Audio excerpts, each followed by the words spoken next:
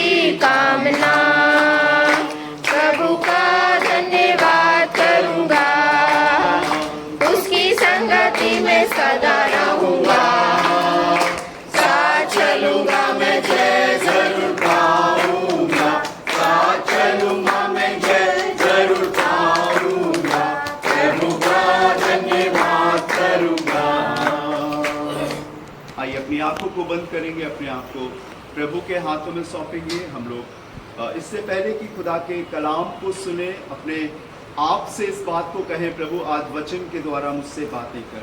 प्रभु मैं यहाँ पर रूहानी ग़िज़ा को लेने के लिए आया हूँ, रूहानी आत्मिक भोजन को लेने के लिए आया हूँ। प्रभु मैं यहाँ तृप्त होकर जाना चाहता हूँ। मुझसे अपने वचन से बात कर, अपने दास के द्वारा मुझसे बातें कर। प्रभु मेरा हृदय तैयार है और खुला है। Thank you Jesus, hallelujah. धन्यवाद प्रभु, तेरा धन्यवाद हो, तेरी स्तुति हो प्रभु। योग्यता से बढ़ के दिया है अपनी दया से तूने मुझे, सभी लोग मिलकर गाएंगे। योग्यता से बढ़ के दिया है अपनी दया से तूने मुझे, मांगने से ज्यादा मिला मुझे, आभारी हूँ प्रभु मैं, मांगने से ज्यादा मिला मुझे, आभारी हूँ प्रभु मैं। धन्यवाद के साथ स्तुति गाऊंगा, हे यीशु मेरे खुदा, उपकार तेरे बेशुमार, कोटि कोटि स्तुति धन्यवाद, कोटि कोटि स्तुति धन्यवाद। आइए हम लोग प्रार्थना करेंगे, अपनी आंखों को बंद करेंगे, दुआ करेंगे। हमारे बीच में हमारी बच्ची रूही है, और उसके अलावा और भी अगर कोई बीमार या तकलीफ में है तो मैं चाहूँगा वो सामने आए, ताकि हम उनके लिए प्रार्थना कर सके और यीशु मसीह उन्हें शिफा दे सके। अभी आपने गवाहियों को सुना, वो यहाँ पर है, चंगा करने वाला है, शिफा देने वाला परमेश्वर है। उसके बाद हम खुदा के कलाम को सुनेंगे। और कोई अगर बीमार है, कोई तकलीफ में है, आइए हम प्रार्थना करें।